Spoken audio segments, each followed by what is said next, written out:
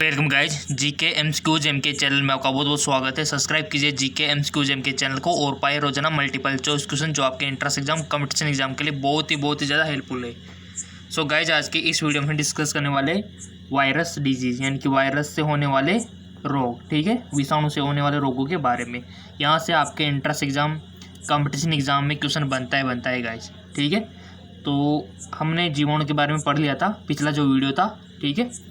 और जो सब्सक्राइबर होंगे उनको तो रेगुलर वीडियो मिल रहा होगा। अगर आपने सब्सक्राइब नहीं किया तो आप भी सब्सक्राइब कर लीजिए। सो इसमें हम बेसिक डिटेल भी देखेंगे इन सभी डिजीज़ की, ठीक है। जो सारे रोग ना यहाँ पे विषाणु से होने वाले, इन सभी की बेसिक डिटेल भी हम देखेंगे, ठीक है।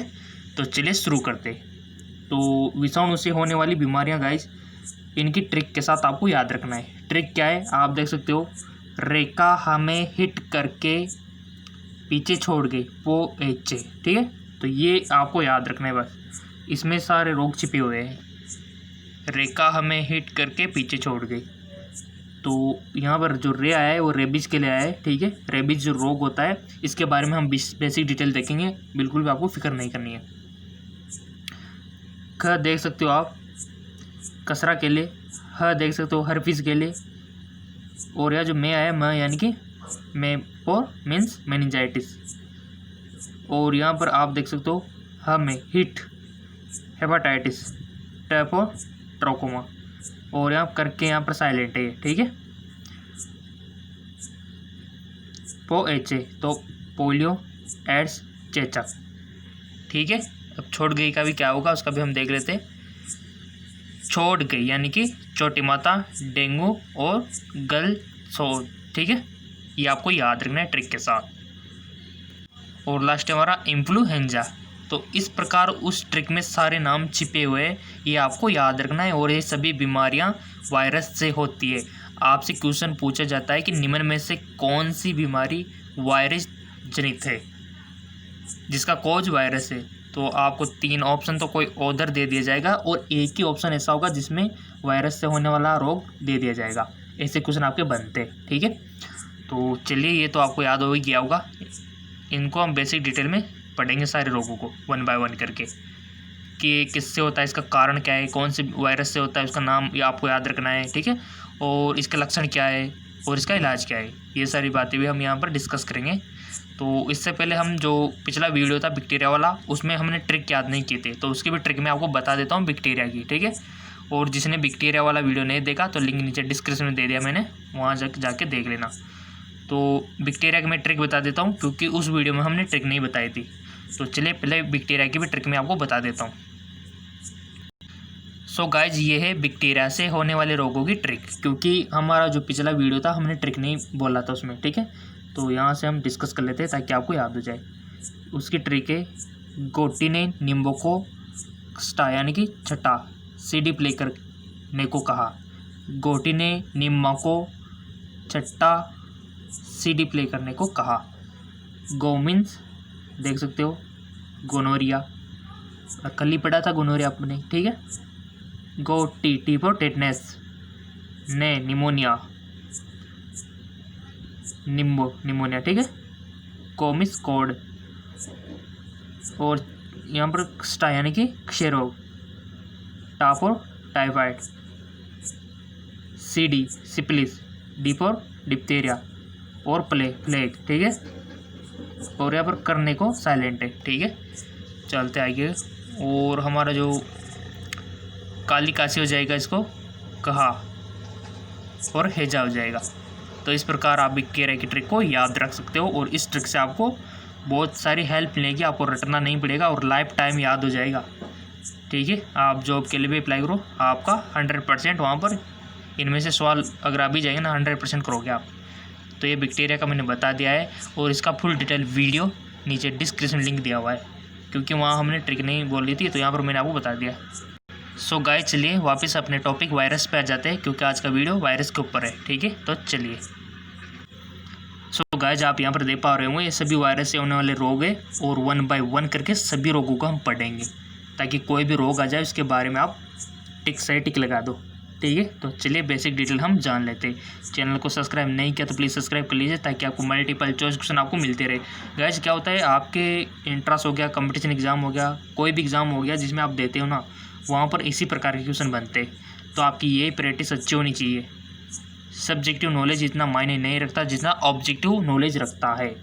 यही कारण है कि जिसके अच्छे खासी परसेंटेज होती है वो जॉब नहीं लग पाते, और जिनके कम परसेंटेज होती है वो जॉब लग जाते हैं। उनकी ये नॉलेज अच्छी होती है, ठीक है। तो अगर आपको भी ये नॉलेज अच्छी करनी है, अपना फ्यूचर ब्राइट बनाना है, तो मल्टीपल चॉइस क्वेश्चन कीजिए जितना हो सके। तो चलिए शुरू करते हैं अपन इन सभी के 1 बाय 1 करके इन सभी रोगों के बारे में पढ़ लेते हैं। सो गाइस सबसे पहले चलिए जुकाम को ले लेते हैं, कॉमन कोल्ड को, ठीक है, जो कि सबको होता है ऑलमोस्ट। गर्मियों में सर्दियों में आपने देखा होगा जुकाम अक्सर होता ही रहता है और ऑटोमेटिक 5-7 दिनों में रिकवर हो जाता है। तो ये जुकाम किस वायरस से होता है, लक्षण क्या है और इलाज क्या है, बस आपको इतना से याद रखना है जुकाम के बारे में, ठीक है। तो यहाँ पर आप देख सकते हो ये जो जुकाम है ये वायरस से होने वाला यानी कि विषाणु से होने वाला रोग है, ठीक है, विषाणु जनित रोग है लगभग 75% मामलों में। और ये किस वायरस से होता है, राइनो वायरस, यही इंपॉर्टेंट है, इधर का इंपॉर्टेंट नहीं है, ठीक है। राइनो वायरस इसका राइट है, ये राइनो वायरस से होता है जुकाम, ठीक है, याद रह जाएगा ना, rhino virus, NASA virus, rhino virus, ठीक है, क्योंकि आपके बुक्स में भी दिया हुआ है तो आपको याद तो रखना ही पड़ेगा, राइनो वायरस, नासा वायरस। जुकाम किस वायरस से होता है ये क्वेश्चन बन सकता है, तो होता है राइनो वायरस, नासा वायरस, ठीक है। प्रमुख लक्षण तो आपको सबको पता है क्योंकि सबको हो चुका होगा ऑलमोस्ट जुकाम, तो लक्षण तो सबको पता है कि क्या होता है हमारे जुकाम में।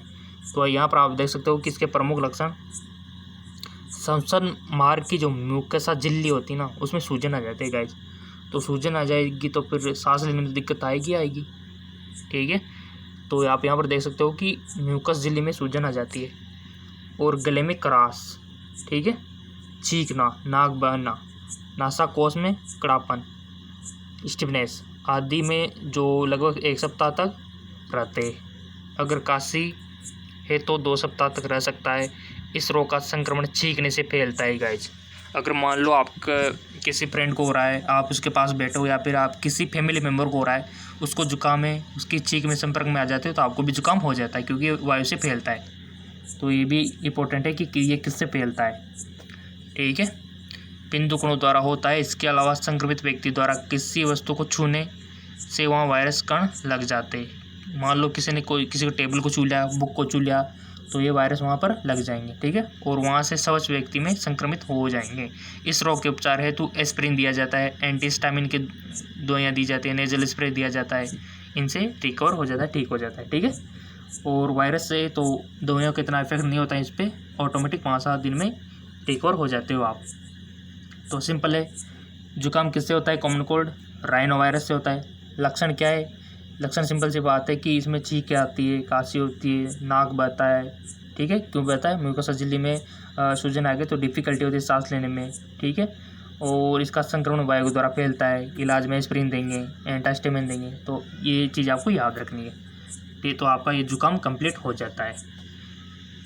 मेन तो आपको कोज याद रखना है गाइज, कोज अक्सर पूछा जाता है, कोज, लक्षण, ट्रीटमेंट और ये किससे फैलता है, ठीक,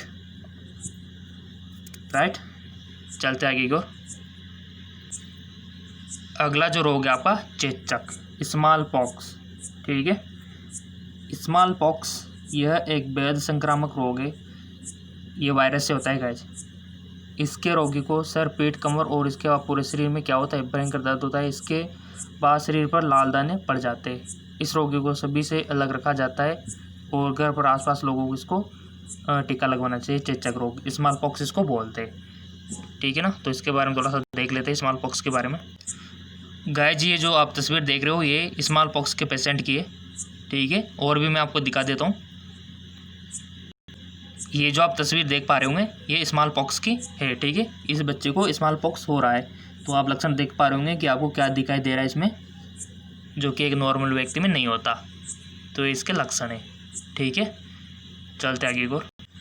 सो गाइस जैसे कि अभी आपने देखा था, तो इसके लक्षण तो आप इजीली बता सकते हो। और एक किस वायरस से होता है, ये होता है वेरियोला वायरस से ये होता है, ठीक है, वेरियोला वायरस से, ये आपको याद रखना है। लक्षण इसके सेम है।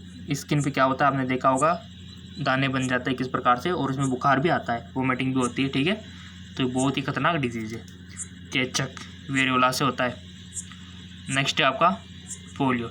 ठीक है, इसकी अगर हम बात करें तो यह रोग विषाणु यानी कि फिल्ट्रेबल वायरस के कारण होता है। इसका प्रभाव केंद्रीय नाड़ी जाल पर यानी कि आपका जो केंद्रीय नर्वस सिस्टम होता है, इसके रीढ़ की हड्डी और आंत के कोशिकाएं नष्ट हो जाती है। इसके उपचार के लिए बच्चों को पोलियोरोधी दवा पिलाई जाती है, जैसे कि आपको पता है, बचपन में आपने भी पी होगी। पोलियो की टीकों की खोज किसने की थी? जॉन सॉल्क ने की थी, परंतु वह इंजेक्शन द्वारा दी जाने वाली वैक्सीन थी।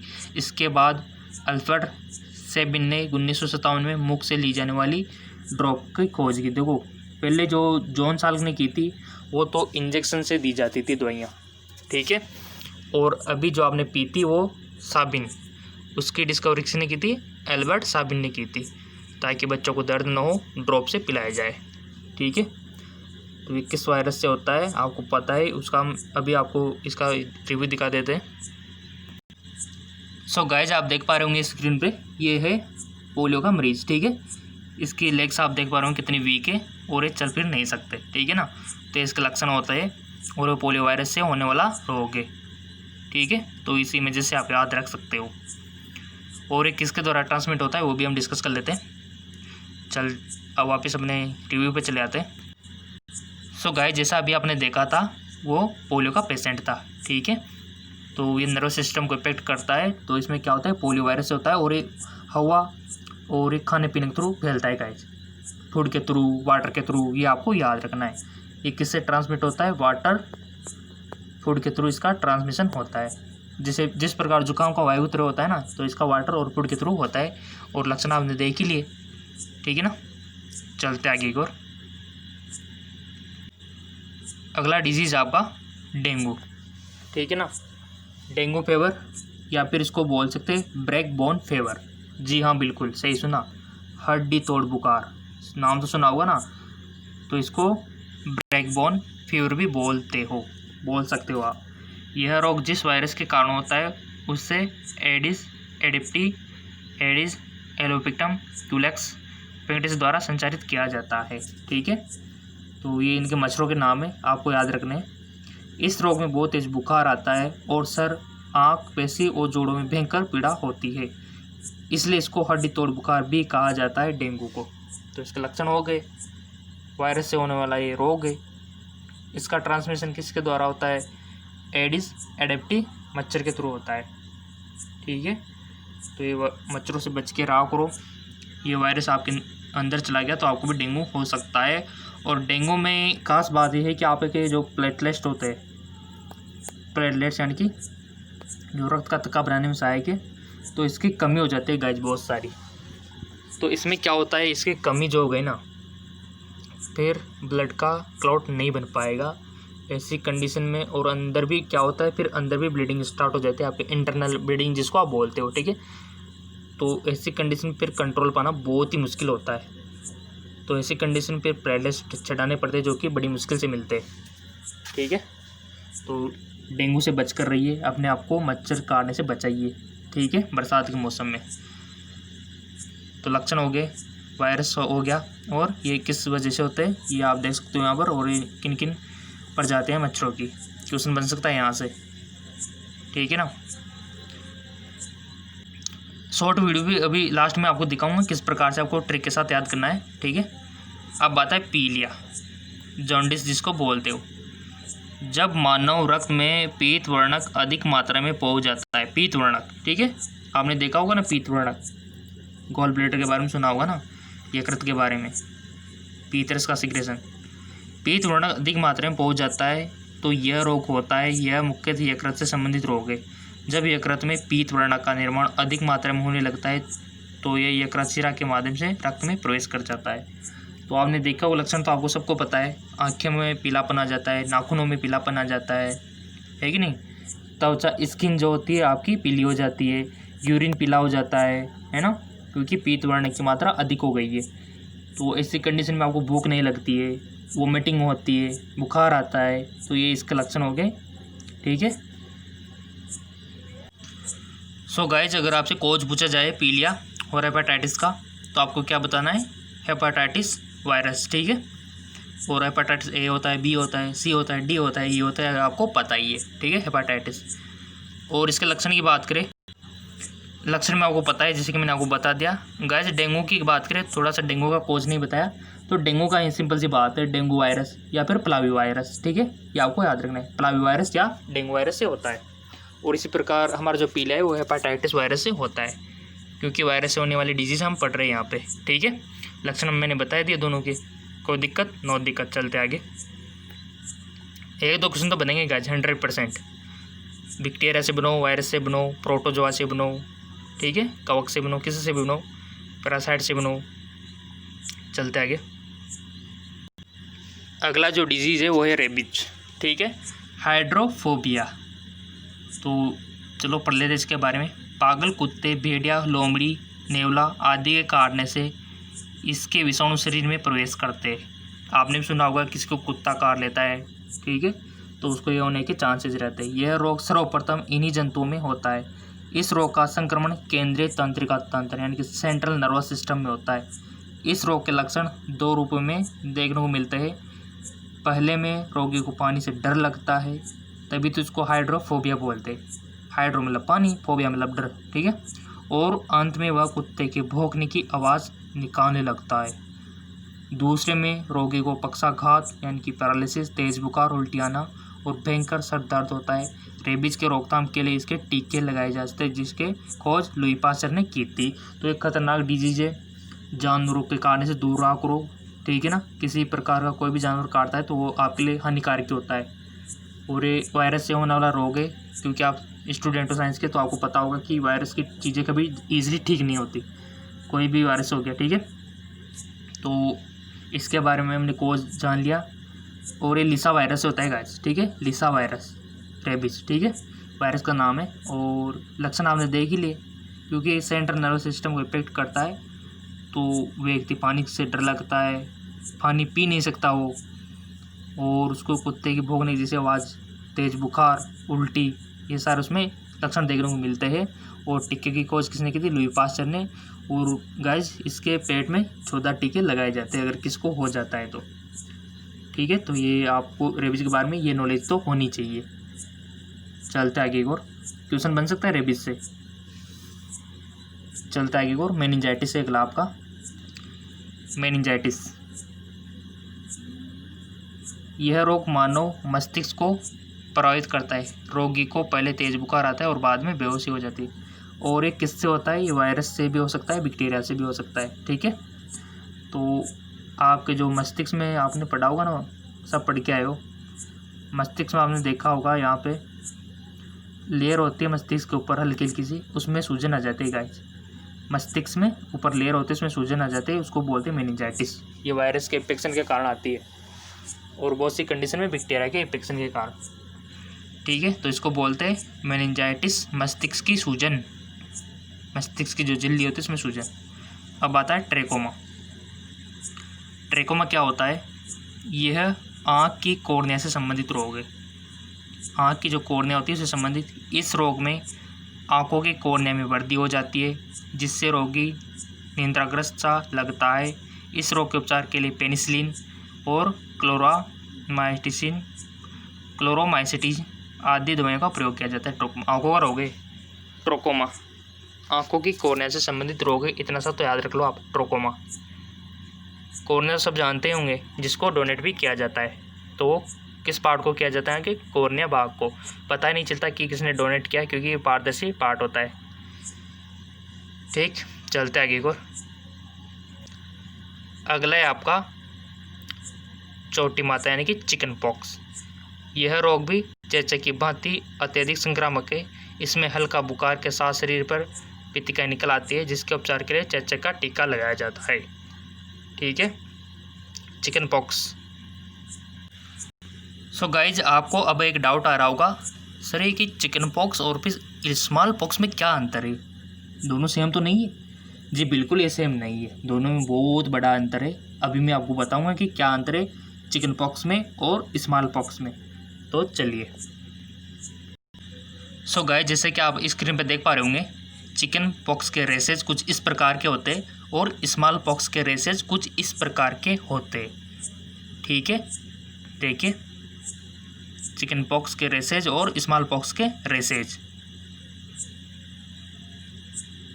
अब इसके बीच में जो डिफरेंस है वो थोड़ा सा देख लेते ताकि आपको ईजिली याद रह जाए। सो गाइज, ये जो आप चार्ट देख रहे हैं ना, ये स्मॉल पॉक्स और चिकन पॉक्स में डिफरेंस है। जैसे कि फीवर बुखार की बात करें तो स्मॉल पॉक्स में क्या होता है, 2 से 4 दिन बिफोर रेसेज जो प्रकट होते हैं इसमें बुखार के। ठीक है, और चिकन पॉक्स में एट द टाइम रेसेज होता है। ठीक है, रेसेज की बात करें तो इसमें अपीयरेंस क्या होता है, पॉक इन सेम स्टेज। ठीक है, और इसमें सिविरल स्टेज में होता है। ठीक है, डेवलपमेंट इसमें स्लो होता है और चिकन पॉक्स में रिपीट होता है। डिस्ट्रीब्यूशन की बात करें तो स्मॉल पॉक्स में मोर पॉक आर्म एंड लेग, हमारी जो भुजा होती है, टांग होती है, उसमें डिस्ट्रीब्यूशन होता है, और इसमें ऑल बॉडी में। ठीक है, मोर पॉक द ऑन बॉडी। तो स्मॉल पॉक्स की ऑन फ्लाज्म एंड सॉल की बात करें तो यूजुअली प्रेजेंट होता है, जबकि चिकन पॉक्स में एब्सेंट होता है। ठीक है, पाल्म एंड सॉल्स। डेथ की बात करें तो 1 in 10। ठीक है, और इनमें चिकन पॉक्स में अनकॉमन होता है। तो ये बहुत बड़ा डिफरेंस है स्मॉल पॉक्स और चिकन पॉक्स में। ठीक है, आई होप आपको समझ में आ गया होगा। फिर भी कोई डाउट है तो कमेंट करके पूछ सकते हो।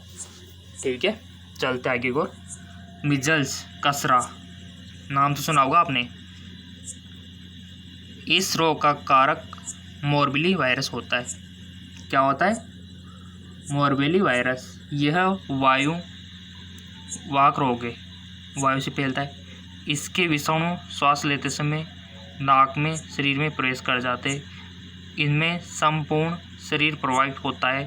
प्रारंभ में आँख से पानी निकलना, ज्वर, सर में दर्द इत्यादि देखने को मिलता है। 3 से 4 दिन बाद शरीर पर लाल दाने पड़ जाते हैं। ये कसरा के लक्षण है।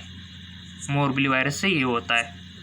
मिजल्स, और मिजल्स का टीका कब लगाया जाता है, बच्चों में देखा हूँ ना, कब लगाया जाता है। ये क्वेश्चन भी बन सकता है ना आपके, तो पता होने से 9वें मंथ में।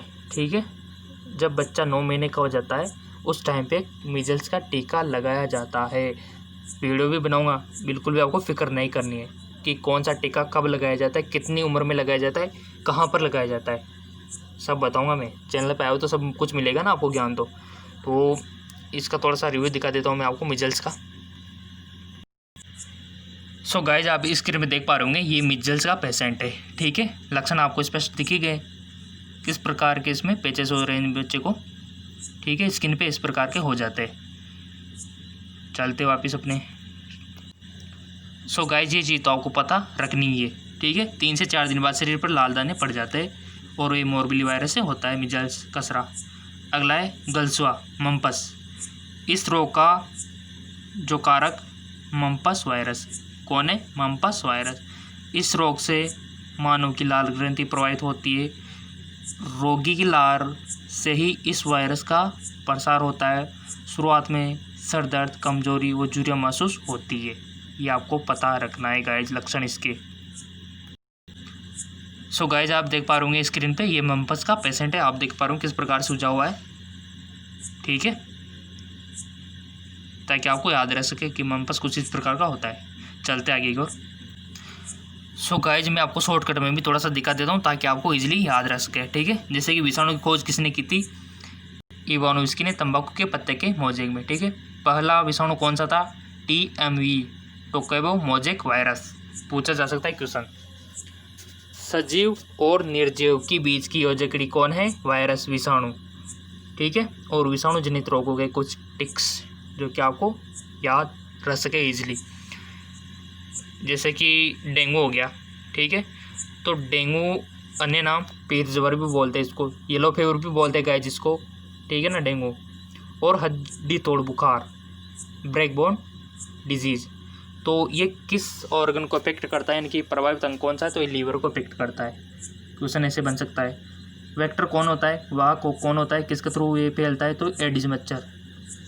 टेस्ट कौन सा किया जाता है, टॉर्की क्वेट टेस्ट। तो ये चीज़ आपको पता रखनी है, इम्पोर्टेंट है। चलते आगे और वीडियो को 2 से 3 बार देख लेना, सब याद हो जाएगा आपको। चिकनगुनिया, सबने नाम सुना होगा टेलीविज़न में वगैरह में। ये किसको इफेक्ट करता है, ये आपके यकृत को इफेक्ट करता है।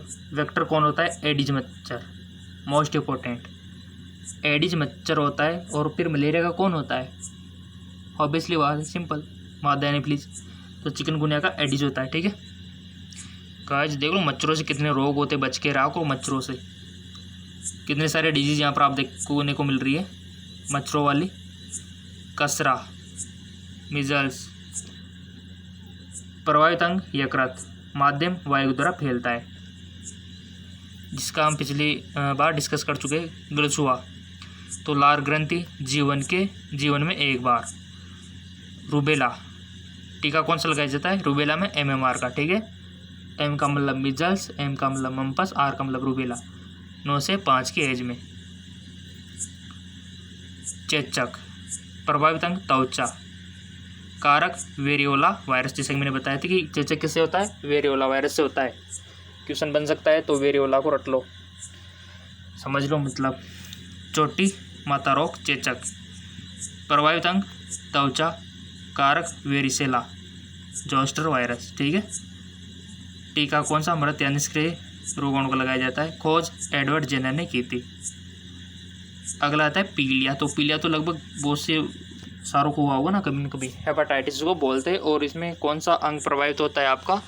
लीवर इफेक्ट होता है गाइस, क्योंकि पीतरस कौन सिक्रेट करता है? लीवर ही तो करता है ना। आपसे क्वेश्चन पूछ लिया जाए कि पीतरस का बाइल जूस का सिक्रेशन कौन करता है, तो लीवर आपको बताना है, ना कि गोल ब्लैडर, ठीक है। और आपसे पूछा जाए कि स्टोरेज कौन करता है, तो वो करता है गोल ब्लैडर। स्टोरेज करता है गोल ब्लैडर यानी कि पित्ताशय, और सिक्रेशन करता है लीवर।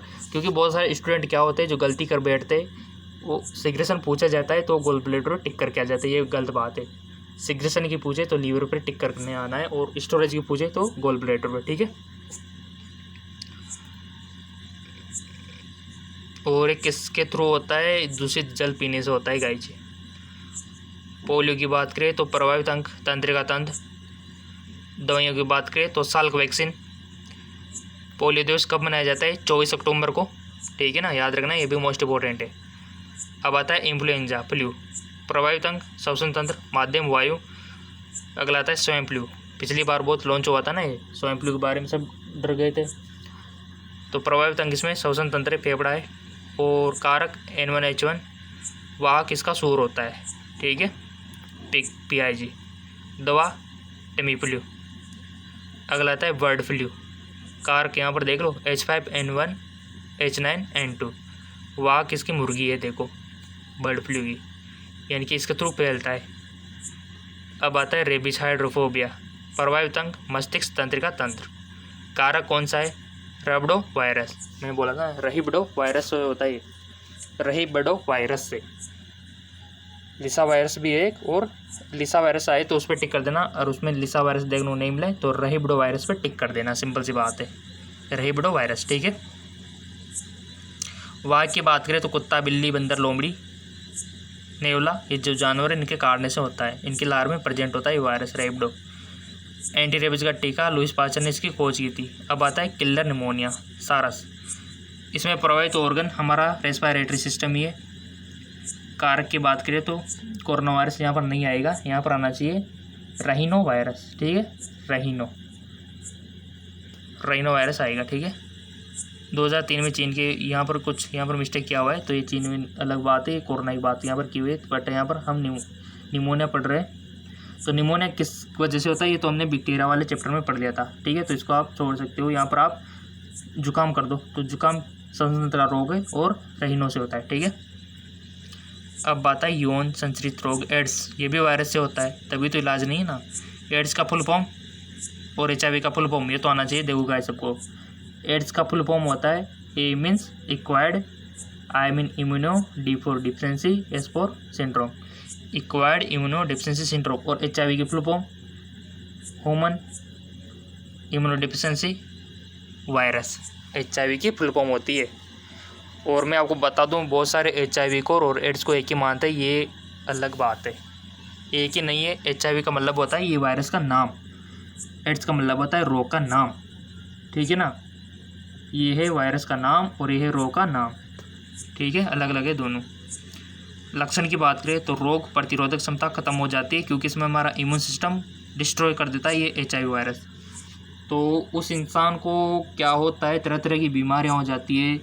यानी कि एड्स अपने आप में कोई रोग नहीं है, कुछ नहीं, इसमें इम्यून सिस्टम कमज़ोर हो जाता है, प्रतिरक्षा प्रणाली कमज़ोर हो जाती है, तो उस व्यक्ति को तरह तरह के रोग होने लग जाते हैं। यानी कि बहुत सारे रोगों का समूह हो गया एक प्रकार से। टीबी भी हो जाएगा, मलेरिया भी हो जाएगा, उसको पीलिया भी हो जाएगा, तरह तरह के रोग हो जाएंगे उसके, कोरोना भी सब आ जाएंगे उसमें, क्योंकि इम्यून सिस्टम कमज़ोर हो गया। तो फिर उसको एड्स रोग बोलेंगे अपन। तो HIV बहुत खतरनाक रोग है, ये भी कमज़ोर मत समझना इसको।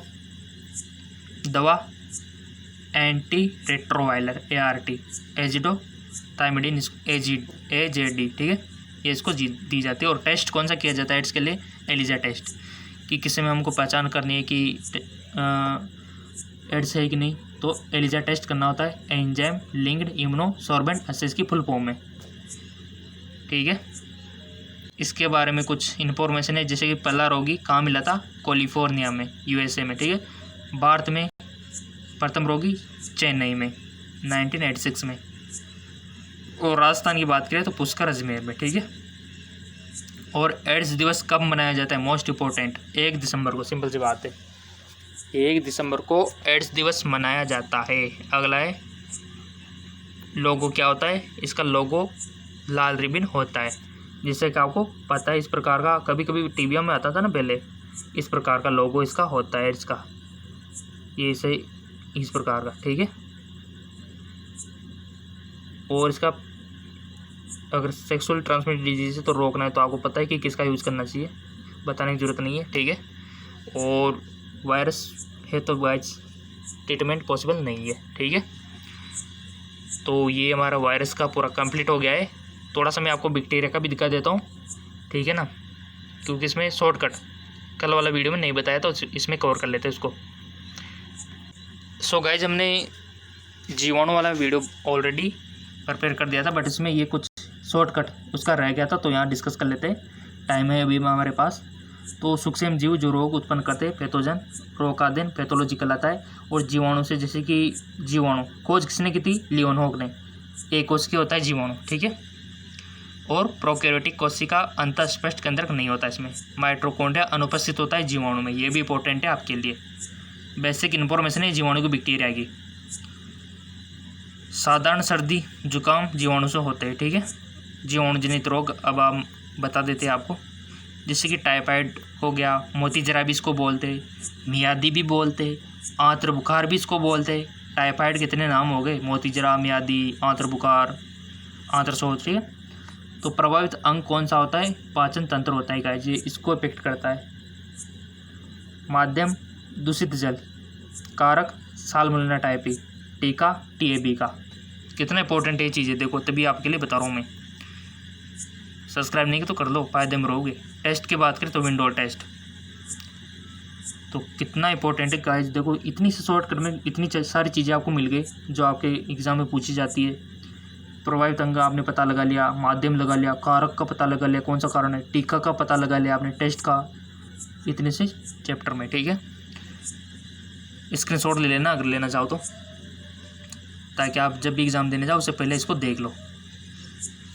अब आता है नेक्स्ट TB। देखो TB को क्या बोल सकते हैं? तपेदित भी बोलते, क्षय रोग भी बोल सकते हो, या फिर काक रोग भी इसको बोल सकते हो। तो प्रभावित अंग कौन सा है? फेफड़ा, श्वसन तंत्र को इफेक्ट करता है। माध्यम वायु के द्वारा फैलता है। कारक माइकोबैक्टीरियम ट्यूबरकुलोसिस के कारण ये होता है। टीका BCG का, BCG बेसिलाई क्लेमेटल गुरेन, ठीक है। तो इसकी फुल फॉर्म होती है BCG के टीके की। और डॉट्स की टेबलेट भी आती है, ठीक है। टेस्ट मैनटॉक्स टेस्ट किया जाता है, ठीक है। ये TB के बारे में, चाहे तो आप इसका स्क्रीनशॉट ले सकते हो। अगर स्क्रीनशॉट लेना नहीं चाहते तो अपने पास रफ कॉपी में इसको लिख लो, या फिर अपने नोट्स भी आप बना सकते हो इसके देख देख के, ताकि बहुत आपके आगे तक काम आएंगे। और ऐसी चीज़ें बड़ी मुश्किल से मिलती है। अगर आप लिखना नहीं चाहो तो वीडियो को 2 से 3 बार देख लेना, सब कुछ याद हो जाएगा गाइज। 100% पूछा जाएगा एग्ज़ाम में। अब आता है टिटनेस। तो टिटनेस ये जीवाणु जनित रोग है, क्योंकि उस वीडियो में हमने डिस्कस नहीं किया था, तो यहाँ कर लेते, टाइम बचा हुआ है। तो टिटनेस को धनुस्तंभ भी बोल सकते हैं, लोग जो भी इसको बोल सकते हैं, धनुवार्त भी इसको बोल सकते हैं। तो प्रभावित अंग कौन सा है गाइस? तंत्रिका तंत्र है, ठीक है। माध्यम मिट्टी, जल, गोबर, ठीक है, यानी कि इनमें होता है अगर ये कहाँ से प्रवेश करता है, कहाँ पर कट लग जाता है ना वहाँ से। कारक की बात करें तो क्लोस्ट्रीडियम टेटेनी से होता है, ठीक है। टीका कौन सा है, टेटनस का, ATS, anti tetanus serum, ATS। Screenshot ले सकते हो, नहीं तो आप इसको लिख भी सकते हो, इम्पोर्टेंट है। परटूसिस, काली कासी, कुकर कासी बोल सकते हो। प्रभावित अंग फेफड़ा, श्वसन तंत्र। माध्यम वायु के द्वारा फैलता है। कारक हेमोफिलस परटूसिस के कारण होता है। टीका DTP यानी कि डिप्थीरिया, परटूसिस और वुपिंग कफ के थ्रू होता है, ठीक है। चलते आगे। अब बात है डिप्थीरिया, रोहिणी भी इसको बोल सकते हो।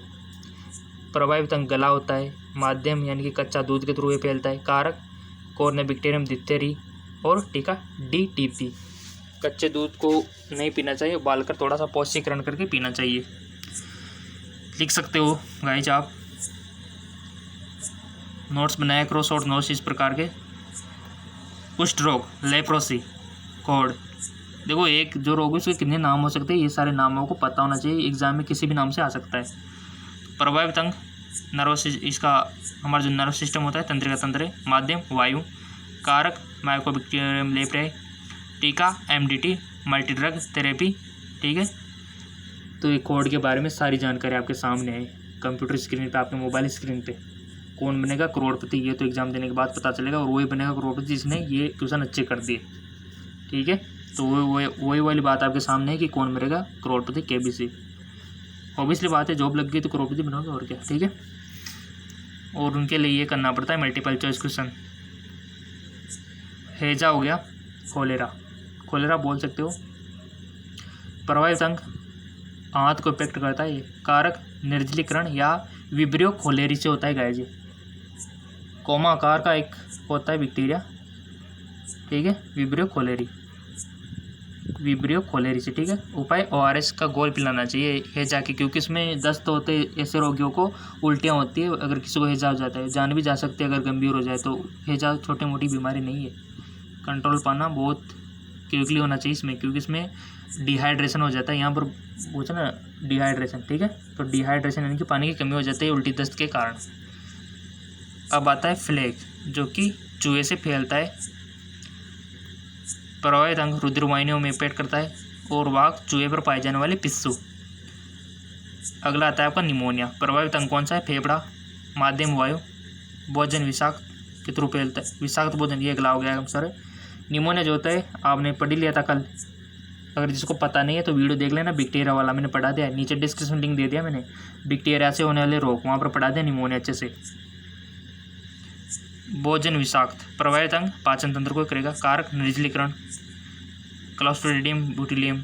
अगला आता है दिमागी बुखार, मेनिंजाइटिस, जिसको आप बोलते हो, तो तंत्रिका तंत्र को इफेक्ट करता है। कुछ जीवाणु हमारे शरीर में लाभदायक भी होते हैं, तो उनके नाम यहाँ पर दिए हुए, जैसे कि लैक्टोबैसिलस दूध से दही बनाने में, ठीक है, खमीर वाले हो गए, B2 का संश्लेषण में, ये इंपॉर्टेंट बैक्टीरिया है आपके सामने, दवाइयाँ बनाने में, ठीक है। और विषाणु इवानोविच की, ये हम पढ़ चुके हैं, ठीक है। तो गाइज कैसा लगा वीडियो, लाइक कर दीजिए। और आज का वीडियो हमारे विषाणु के ऊपर था, तो जीवाणु वाला वीडियो नहीं देखा तो नीचे डिस्क्रिप्शन में लिंक दिया हुआ है, वहाँ से आप देख सकते हो, ठीक है। और चैनल सब्सक्राइब कर लीजिए ताकि नेक्स्ट वीडियो आपको मिलता रहे रोजाना। ओके, धन्यवाद। टॉपिक बता सकते हो आप, और आपके एंट्रेंस एग्जाम में 100% क्वेश्चन बनेंगे। तो जाइए, नीचे डिस्क्रिप्शन में लिंक दिया हुआ है, वहाँ से जीवाणु वाला और अदर फिजिक्स, केमिस्ट्री, बायोलॉजी का आप क्वेश्चन देख सकते हो। ओके, धन्यवाद।